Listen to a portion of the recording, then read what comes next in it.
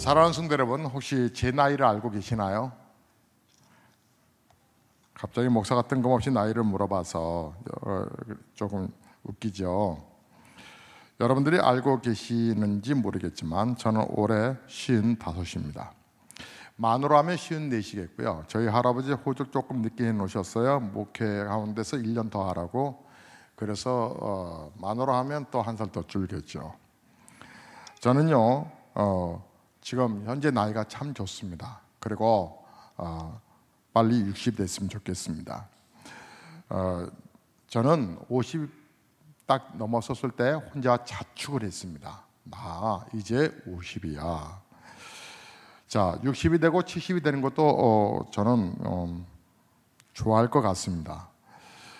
근데 이 마음이 죽을 때까지 변하지 않았으면 좋겠는데, 제가 나이 먹는 것을 좋아하는 이유는 건방지게 들리실 수도 있겠지만, 혹은 또 설득선이 없는 말로 들을 수 있겠지만, 저는 제 삶에 대해서 감사하기 때문에 그렇습니다. 제 삶에 후회가 왜 없겠습니까? 후회 참 많지만 그러나 되돌아가고 싶은 생각이 없기 때문입니다. 그것은 제가 흠없는 완벽한 삶을 살았다고 하는 뜻도 아니고, 많은 흠과 부족함이 있는 것을 감안할 때에 또다시 이 연약한 내 자신의 모습이 또 다른 시간으로 돌아가서 그 시간적인 부분들을 그렇게 살 수밖에 없는 저의 모습을 제가 스스로 알고 있기 때문에 다시 돌아가고 싶은 생각이 없기 때문입니다. 여전히 변함없이 조한숙 씨는 예전에 섬에 낙도 선교사로 약 1년간 있었던 것이 좋은 추억으로 남아서 한번 바닷가를 보고 싶어 하지만, 다녀오려면 혼자 갔다 오라고 하지 굳이 가고 싶은 생각이 없습니다. 저는 좀 쌀쌀한 부분도 사실 목사가 그러면 안 되는데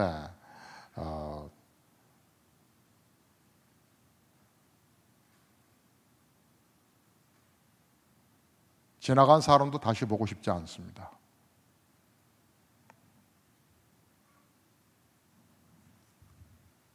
사실은 보고 싶습니다. 조금.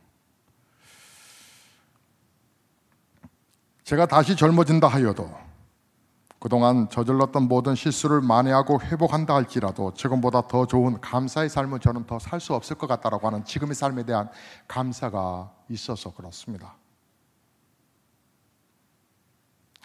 탁월함이나 뛰어남은 저는 상관없는 단어입니다. 저는 운동도 정말 못합니다. 예전에 저희 아이가 초등학교 때에 1학년 때 학교에서 운동회가 있었는데 진짜 웃겼습니다. 근데 얘가 아주 착각을 하더라고요. 지가 2등한 줄 알고 6명이서 뛰었는데 반절 정도 뛰면 또 반절은 선생님들이 또 출발시키거든요. 맨 꼴찌로 달리던 아이인데 들어올 때는 지가 2등으로 들어왔습니다. 이 말이 이해되시나요? 반절 뒤따라 온 애가 얘를 앞질렀다는 얘기입니다. 그러니까 꼴등도 한참 꼴등인데 얘는 스스로 지 앞에 누가 한 명 들어가고 나서 자기가 지나갔다고 생각을 해서 2등으로 착각하고 있었던 것입니다. 그러면서 제 앞에 와서 막 자랑스러웠는데 선생님 자기 도장 안 찍어줬다고. 너무 웃겼습니다. 근데 그 아이를 보고 집사람이 어쩜 네 아빠하고 똑같냐 뛰는 게. 제가 그렇게 운동도 못합니다. 요즘 목사님들 자꾸 저보고 골프 하자고 그러시는데 전 못합니다. 그리고 성격으로도 좀 안 맞습니다. 그 넓은 초원에서 어떻게 그 조그만 구멍에다가 그 공을 집어넣겠다고 그렇게 몸부림을 칩니까? 큰 공 가지고도 골대 안에 집어넣기도 힘들더구만. 저는 운동이 참 못합니다. 그래서 잘하는 게 굳이 있냐? 아무리 살펴봐도 노래하는 것은 조금 낫나? 뭐 그 정도지 그도 대단한 것도 전혀 없습니다. 인생을 표현하면 아마추어냐 프로냐라고 말한다면 저는 아마추어에 가깝지 프로페셔널 것들이 없습니다.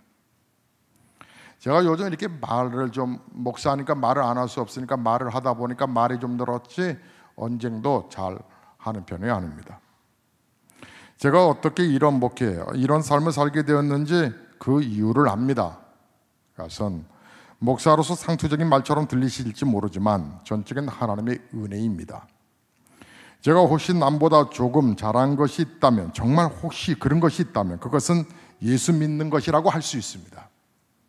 예수를 잘 믿었다기보다는 예수가 잘 믿어졌습니다. 남보다 기도를 많이 하는 것도 아니고 남보다 성경을 더 깊이 파고 들어가는 것도 아닌데, 그래서 신학자도 아니고 또 탁월한 부흥 강사도 아닌데, 그런 기준으로 보면 뭐 대단치도 않지만, 그러나 단 한 가지, 저는 예수가 잘 믿어졌습니다. 여러분 가운데서는 어려서부터 성경 속에 자라나신 분도 계실 것입니다. 성경도 읽으셨고 찬송도 부르셨고 제법 은혜라고 하는 것도 많이 받으셨을 것입니다. 여러분 가운데서는 또 여러 가지 다양한 은사도 받으신 분도 계실 것입니다.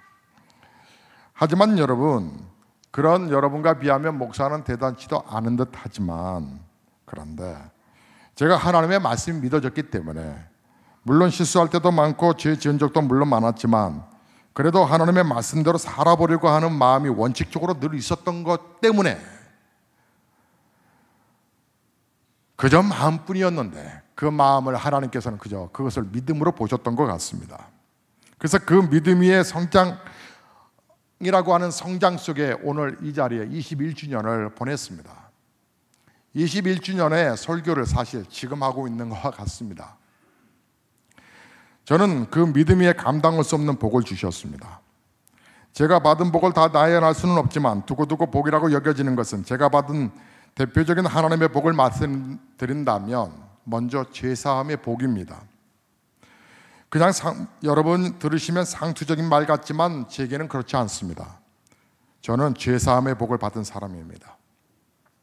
여러분 정신을 차리고 좀 살아보려고 생각하였을 때, 하나님의 사람으로 하나님의 사람답게 살아보려고 정말 정신을 차렸을 때는요, 그때 느낌이 뭔지 아십니까? 절망입니다. 사람답게 살아보려고 해보니까 절망입니다. 왜냐하면 죄 때문에 그렇습니다. 모든 부분들이 스스로가, 그래서 제 삶의 그릇이 깨끗하고 아름다운 것과 아름다운 삶을 담아내기에는 너무나도 연약한 그릇이기 때문에, 여러분 그와 같은 저에게 하나님께서 죄사함의 복을 주셨다고 하는 사실은 얼마나 감사한지 모릅니다. 죄사함의 복음은 정말 복음 중에 복음이었습니다. 그래서 저는 요한복음 3장 16절의 말씀을 유난히 더 좋아합니다. 하나님이 저를 사랑하시는데 어떻게 사랑하셨냐면 이처럼 사랑하셨답니다. 예수님과 바꿔서. 그래서 고린도후서 5장 17절의 말씀처럼 이전 것은 지나갔으니 보라 새 것이 되었다라고 말씀하십니다. 그래서 제가 받은 복 가운데서 하나가 죄사함의 복이고, 또 하나가 구원의 복입니다. 이 구원의 복은 죄사함의 복과 연결되는 같은 합성어라고 말할 수도 있겠지요. 결국 구원이거든요. 죄사함의 궁극적인 목적은 구원입니다. 죄사함의 목적이 구원이기 때문에 예수 그리스도의 십자가에 나타난 하나님의 사랑으로 말미암아 죄사함을 받게 될 뿐만 아니라 죄인으로서는 도저히 감당할 수 없는 구원을 얻게 됐습니다. 여러분은 구원 받으셨나요? 여러분은 오늘 밤 세상을 떠나면 그럴 일 없겠지만, 정말 떠난다면, 제 친구처럼 부고 소식이 왔어요, 심장마비로 죽었다고, 여러분 정말 세상 떠나시면 여러분 천당 갈 수 있겠습니까? 구원은 하나님 나라의 회복을 의미합니다. 죄로 말미암아 상실하였던 하나님 나라를 믿음으로 말미암아 회복됐다라고 하는 얘기입니다. 하나님의 나라는 영원한 나라이기 때문에 죽어서만 가는 나라가 아니라, 물론 죽음 이후에 들어가게 될 하나님의 나라가 완벽한 하나님의 나라이지만, 예수 믿고 구원 얻은 사람의 삶은 좀 불완전하지만 이 땅에서도 하나님의 나라의 삶이 됩니다.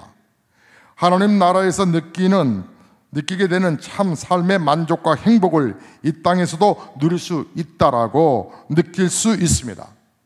그 구원받은 삶을 통하여 누리는 삶과 만족은 세상에 살아가는 세상의 사람들이 누리고자 하는 그 어떤 만족과 행복과 비교할 수가 없는 것입니다. 제가 또 받은 것 중에 하나가 지혜의 복입니다. 예수님은 자신을 자신을 생명과 더불어서 진리라고 말씀하셨는데, 시편 119편 105절의 말씀을 보면 주의 말씀은 내 발의 등이요 내 길의 빛이다 라고 하는 말씀이 있습니다. 살아보니까 맞습니다. 일단 중반 정도 살아보니까 이 말이 이 뜻이로구나 다가옵니다.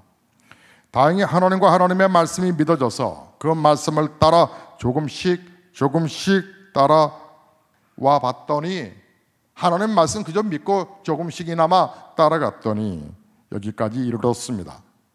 하나님의 길은 비록 좁았고 예수님의 말씀대로 가는 길이 십자가 지는 삶이었던 것 같은데 제 안에는 생명력이 꿈틀거리고 있습니다. 그래서 오늘 주신 말씀입니다. 내 안에 예수의 생명이 있다라고 하는 것처럼 이 벅찬 감격이 어디 있을까요? 하나님의 말씀을 통하여 세상의 똑똑한 사람들이 잘 보지 못하는 수를 볼 수 있었고 그 하나님의 수로 세상과 인생의 바둑에서 패하지 않게 되었습니다. 저희 둘째 아이는 TV 틀면 채널 방송 가운데서 바둑 프로를 봅니다. 얘는 그 복잡한 바둑판이 피곤함을 풀어가는 시간인 것 같습니다. 여러분, 세상적인 지식에는 비록 특별하지 않지만 저는 하나님을 믿었다라고 하는 믿음 때문에 목사가 되고 오히려 지혜로운 하나님께서 세상적인 이치적인 방법으로 해결되지 않는 어려운 것들을 이상하게 기도하다 보면 하나님이 주신 지혜를 따라 성령에 민감하여 순종하다 보면 신기하고 새로운 길이 열려지는 것을 경험하게 되었습니다. 여러분, 오히려 지혜로운 자가 되어 쉽게 풀지 못한 문제들을 하나둘씩 풀며 살아가는 식과 공식을 제가 알게 되었으니 정말 복이 아니겠습니까? 더불어서 제가 예수 믿고 나서 들어가는 복 중에 하나가 여러분, 욕심이 없는 복이 있다고 하는 사실 앞에 감사를 드렸습니다. 예수님을 믿으면서 정말 좋은 것 중에 하나는 쓸데없는 욕심이 아주 조금씩이긴 하지만 줄어들어가고 있다는 것입니다. 저보다 돈 많은 사람이 대부분이지만 부럽지 않다라고 하는 것이 얼마나 좋은지 여러분 아시나요? 지금보다 더 가난해져도 그런 소리 할 수 있겠느냐고 하실 수 있겠지만 막상 그렇게 되면 달라지는 것 달라질지는 모르지만 현재로는 그래도 지금이 감사하다. 저는 가난을 좋아하지 않습니다. 절대로. 구질구질한 거 정말 지겹습니다. 그러나 제가 예수 믿으면서 받은 복 중에 하나는 돈에 목숨을 걸 만큼 욕심을 부리지 않을 수 있게 됐다고 하는 것이었습니다. 그리고 완전하지는 않지만 돈을 조금씩이라도 제 스스로가 컨트롤할 수 있다고 하는 것에 대해서 감사의 생각을 합니다. 저는 저를 목사로 키워주신 선생님이 계십니다. 그 선생님이 하신 말씀을 늘 기억합니다. 그 선생님은 교회학교 선생님이면서 학교 교사였었습니다. 그 선생님이 교육대학 다닐 때에 그분이 가난이 너무너무 지긋지긋해서 같은 동기생을 꼬셨답니다. 여학생을 꼬셔서 결혼했는데 현재 부인이랍니다. 그런데 그 말 듣고 저희 학생 때 너무 웃었습니다. 둘이 돈 벌면 당시에 교사의 월급이 그렇게 크지는 않았으나 그러나 굶어 죽기는 하겠냐. 그래서 혼자 버는 것보다 둘이 버는 게 더 낫지 않겠냐. 그래서 여학생 가운데서 이쁜 여학생은 워낙 인기가 많아서 자기한테 오지는 않을 것 같고 가장 못생긴 자매지만 그러나 성격이 가장 좋은 자매를 꼬셔서 단번에 사귀게 되어서 결혼하게 됐다라고. 자기는 가난이 지긋지긋하답니다. 그래서 결혼했답니다. 나는 가난이 싫지만 그러나 선생님이 중요한 얘기를 하셨습니다. 기영아, 나는 가난이 너무너무 싫어. 그렇지만 가난은 무섭지만은 않아. 돈에 대한 욕심이 조금이지만 줄어드니 자연스럽게 함께 없어지는 욕심이 있습니다. 그것은 자리에 대한 돈과 더불어서 찾아오는 명예에 대한 욕심입니다.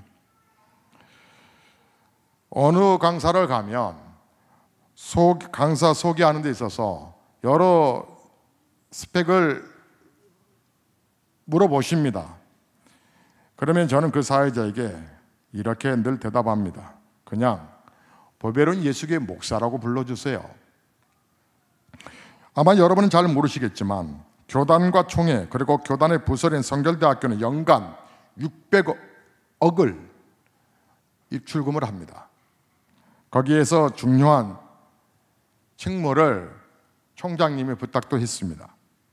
하지만 별로 그 자리가 그렇게 생활은 확 나아질 수 있을지 몰라도 욕심은 나지는 않았습니다.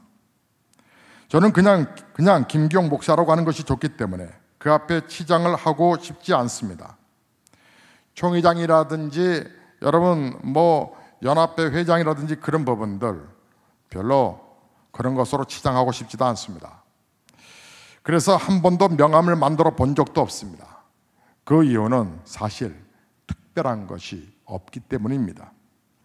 제게 오직 자랑할 것이 있다고 하면 하나님을 자랑하는 것입니다. 하나님의 은혜로 죄사함을 받고 구원받은 복, 그 구원받은 복을 자랑하지 시시한 총회장, 시시한 학교에 어떤 임원 이런 부분들 별 관심 없습니다. 제가 받은 은혜와 비교하면 그거 모든 것들이 저 스스로가 생각하기는 게임도 되지 않는다라고 스스로 생각하고 있기 때문에 그렇습니다.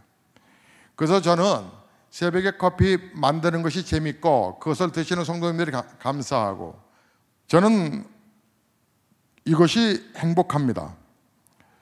이것이 감사합니다. 이것이 저의 삶의 그 어떤 것들과 비교되지 않는 은혜입니다. 저는 그래서 서서히 나이 들어가면서 느껴지는 것이 바울의 심정이 느껴져 가고 있습니다. 바울은 세상적이고 인간적인 자랑을 배설물로 여겼다고 하는 그 까닭은 그 이유에 대해서 예수 그리스도를 아는 지식이 가장 고상하기 때문이라고 하는 말을 다시 상기하게 되었습니다. 저는 찬송가 102장에 예전 찬송 속에서 여러분도 기억하실 거예요. 주 예수보다도 귀한 분은 없네라고 하는 찬양입니다. 이 세상의 부귀와 바꿀 수 없다고, 영죽을 내 대신 돌아가신 그 사랑 잊지 못한다라고, 세상 즐거움 다 버리고 세상 자랑 다 버려도 주 예수보다 더 귀한 분은 예수밖에 없다라고. 그래서 예수보다 더 귀한 분이었기에 세상의 명예와 예수를 바꿀 수 없다라고. 이전에 줬던 거 세상 일도 주 사랑하는 마음보다 그 마음을 뺏지 못할 것이라고. 세상 즐거움 다 버리고 세상 자랑 다 버렸다라고. 주 예수보다 더 귀한 분이 없다라고 고백했던 그 찬송 말입니다. 이 세상의 행복과 바꿀 수 없다라고. 유혹과 핍박이 몰려와도 주 섬기는 내 마음 변치 못할 것이라고. 세상 즐거움 다 버리고 세상 자랑 다 버려. 주 예수보다 버릴 수 있는 것은 주 예수보다 더 귀한 것은 없기 때문에 예수밖에 없다라고 하는 그 찬송 말입니다. 사랑하는 성도 여러분, 정말 하나님 믿으면서 예수님 믿으면서 여러분이 고백 속에 예수보다 더 귀한 분은 없어. 내가 행복하다라고 하는 것은 이 예수가 나의 생명이 되셨다라고 하는 사실, 그것 때문에 그 예수를 빨리 만나보고 싶어서 천국이 그리워질 수 있는 신앙의 믿음을 가질 수 있다고 하는 것이 여러분 복이 아닐까요? 사랑하는 성도 여러분, 저는 여러분에게 귀한 우리 예수님에 대해서 다시 말씀드리고 싶습니다. 사랑하는 성도 여러분, 우리 보배로운 예수교회는 말 그대로 보배로운 예수님을 온전히 믿자라고 세워진 교회고 의식 있는 성도들이 모이신 교회입니다. 결국은 우리가 하나님을 영화롭게 함으로 우리의 삶이 행복하기를 소망하는 그런 목회 철학이 담겨져 있는 교회라고 하는 거 여러분 눈치채셨을 것입니다.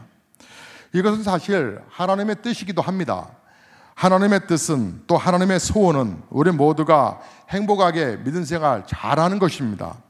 행복하게 여러분 우리가 살기 위해서 얼마나 노력들을 많이 합니까? 이른 새벽부터 밤늦게까지 수고하지요. 여러분 얼마나 애들 공부시킵니까? 왜 그래요? 너가 잘 살으라고 이렇게 말을 합니다. 여러분 그럼에도 불구하고 예수를 믿는 우리도 그렇지만 일반적인 모든 사람들이 정말 행복하게 살려고 그렇게 치열하게 살아가고 있는데 정말 행복하냐고 여러분 그렇게 느껴지시는 거 여러분 보셨습니까? 왜 사람들은 행복하게 살기 위해서 평생을 그렇게 치열하게 살아가는데 왜 그 정도밖에 살지 못하는 것일까요? 거기에는 매우 중요한 이유가 있습니다. 그것은 행복과 잘 사는 것에 대한 착각 때문에 그런 거 아닐런지요. 무엇이 과연 행복하고 무엇이 과연 잘 사는 것인가에 대한 정의와 정리가 잘못되었기 때문에 여러분 우리는 부자와 잘 산다라고 하는 거, 잘 사는 거, 그것이 같은 뜻으로 우리가 동의어로 이렇게 표현합니다. 사실 아닌데, 여러분 부자가 잘 사는 거 아닌데, 여러분이 지금 보시는 것처럼 한진그룹이 그렇게 잘 산다라고 얘기를 표현합니까? 부자지. 별 추태를 다 드러내고 있는 모습이 잘 사는 인생이라고 여러분 그렇게 보여지십니까? 그거 아니죠. 여러분, 우리가 가난하면 못 사는 거라고 이렇게 말을 합니다. 가난하면 못 살아, 부자면 잘 살아. 그 말이 동의입니까? 전혀 아니죠. 여러분, 인생은 근데 그렇게 생각하시면서 살아갑니다. 그러므로 잘 살려면 돈 많이 벌어야 된다고 생각해서, 그래서 돈 많이 벌어서 부자가 되어야 한다는 생각 때문에 11조 떼는 게 그렇게 힘들어하는 것입니다. 여러분, 잘못된 겁니다. 보통 잘못된 것이 아니라 치명적으로 잘못된 것입니다. 단언할 수 있습니다. 잘 사는 것과 부자로 사는 것을 혼동하여 말하고 생각하며 그런 가치관으로 인생을 산다면 그는 절대로 아무리 더 큰 부자가 되어도 잘 살지 못할 것입니다. 오히려 잘 사는 것 때문에 가정이 깨질 수도 있습니다. 부자가 되는 것은 좋은 일이지만 부자가 되는 것이 곧 잘 사는 것이다 라고 생각하는 생각이 위험합니다. 복음 중에 복음은 오늘의 본문의 말씀에도 그렇지만 예수의 생명이 내 안에서 시작됐다고 하는 것입니다. 여러분, 사랑이라고 하는 것은 여러분 공급함을 받는다고 하는 뜻이 있습니다.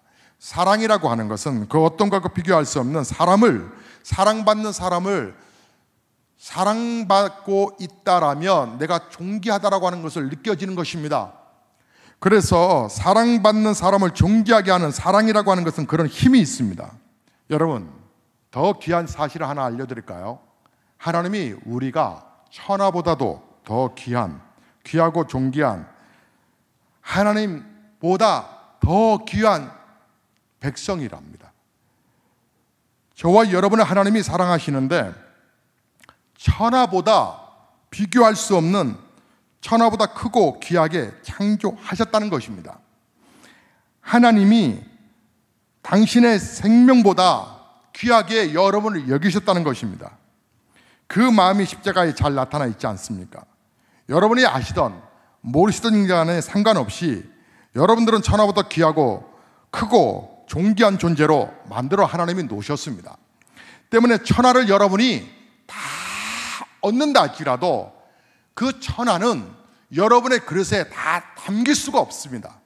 왜냐하면 천하보다 더 귀한 존재로 여러분을 세워놓으셨기 때문에 인생이 행복하려면 하나님을 만나야 되고, 하나님을 만나지 않은 인생은 이 세상에 있는 모든 것들로 다 채우려고 몸부림쳐봤자 더 갈증이 나는 이유가 바로 그것입니다.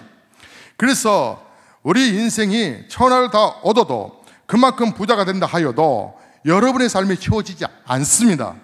여러분의 삶에 만족감이 없다는 것입니다. 성경에 나오는 사람으로 세상적인 부귀와 명예를 가장 많이 누린 사람을 들라고 하면 우리는 예외 없이 솔로몬을 듭니다. 그 솔로몬이 뭐라고 말을 하고 인생을 마무리했나요? 헛되고 헛되며 헛되고 헛되는 모든 것이 헛되다라고 말을 했습니다.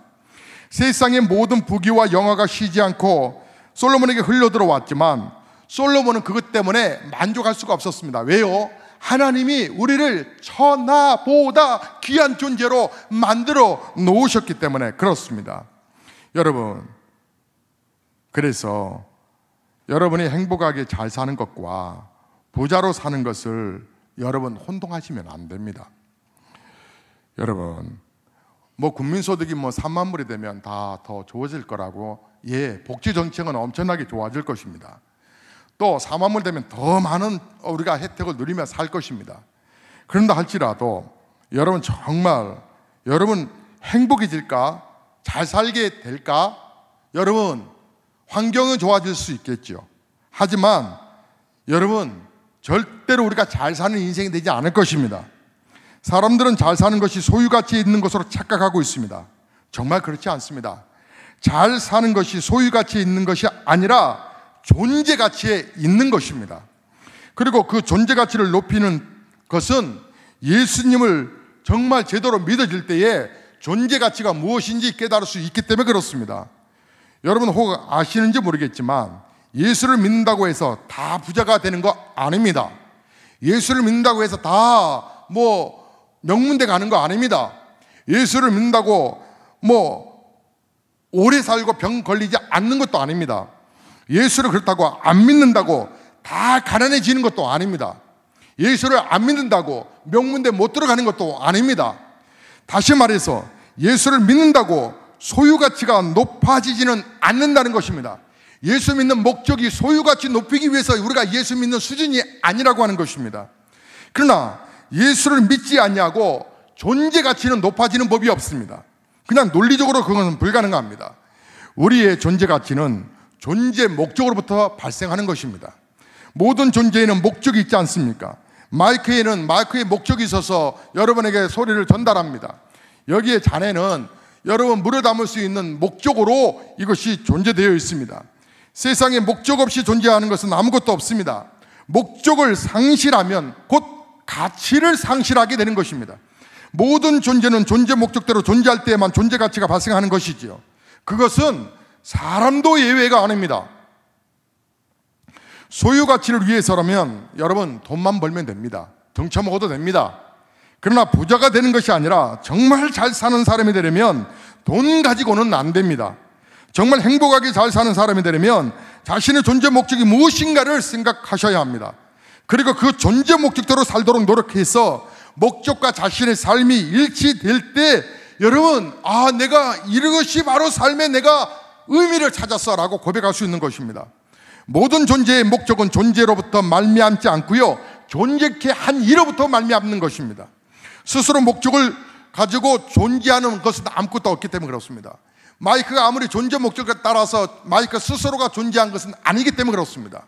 존재케 하는 존재자의 목적에 따라 지어졌기 때문에 그렇습니다. 이 땅에는 모든 것들이 스스로 존재하는 이는 오직 하나님 한 분 외에는 없습니다. 하나님 외의 모든 존재는 다 피조물입니다. 피조물이라고 하는 뜻이 무엇입니까? 그것은 스스로가 존재의 원인과 목적이 되지 못한다고 하는 뜻이 아닐까요? 우리의 존재 목적은 우리가 결정하는 것이 아니라 그것을 창조하신, 그것을 만드신 하나님이 결정하신 것입니다. 잘 산다고 하는 것은 우리의 뜻대로, 우리의 욕심대로 우리가 돈을 많이 모아야 잘 사는 것이 아니라 하나님이 나를 지으신 목적대로 사는 것이 잘 사는 것입니다. 여러분, 여러분의 인생의 삶의 목적을 정하셨습니까? 하나님이 여러분을 구원받게 하신 목적에 대해서 여러분 발견하셨나요? 잘 사는 것은 우리를 창조하신 하나님의 뜻대로 사는 것입니다. 우리의 삶과 하나님의 뜻이 일치될 때에만 우리의 존재 가치가 높아지는 것입니다. 저는 우리 사랑하는 성도님들이 예수를 믿는 목적을 분명히 확신하고 분명히 알기를 원합니다. 예수를 믿는다고 하는 것은 하나님을 만난다는 것입니다.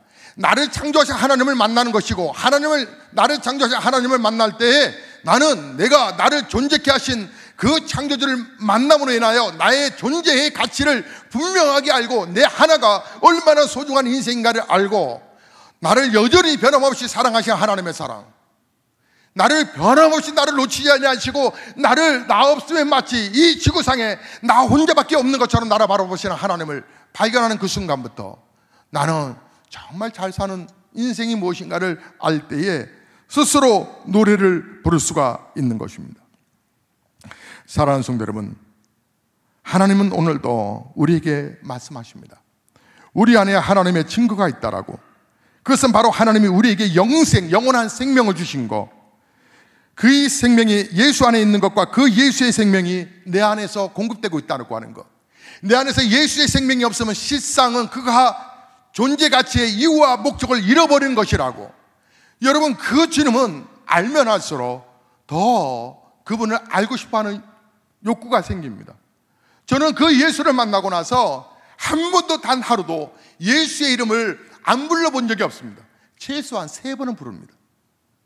아침밥 먹을 때, 점심 먹을 때, 저녁 먹을 때. 그거 외에도 나는 예수의 이야기를 합니다. 그러면 질려야죠. 제가 환숙 씨의 이름을 하루에 3번씩 불렀다고 생각해 보십시오. 불러질까요? 지겨울 겁니다. 그런데 예수의 이름은 왜 지겹지 않을까요? 그분이 내게 바로 생명이라고 하는 그 생명이 계속 공급해 주시기 때문에 그렇습니다. 여러분, 그분과 함께 인생을 살아가시겠습니까? 아니면 여러분의 삶의 기준을 세워서 살아가시겠습니까? 여러분의 존재 가치, 존재 이유와 목적을 정확하게 아십시오. 하나님은 여러분을 너무나 사랑하십니다. 우리 교회 존재 목적이 뭡니까? 세상 사람들에게 소망을 주고 성도들에게 기쁨을 주는 교회. 저는 이번 수양회가 여러분을 더욱더 행복하게 해드리는 귀한 축제가 되기를 기도하고 준비하고 있습니다. 남성들의 옷들도 다 주문한 것이 도착했습니다.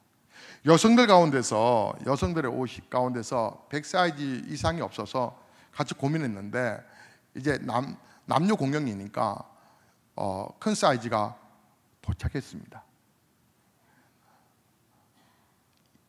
작년에 노란색이었다면 이번에는 아무래도 대선의 분위기처럼, 아니 대선이 아니죠, 지금 각 지자지죠. 예. 그렇다고 해서 그런 의도는 아닌데 어떻게 하다 보니 그 색깔이 맞춰져서 이쁠 겁니다. 사랑하는 성도 여러분, 저는 꿈을 꿉니다. 저보다 더 연세가 드신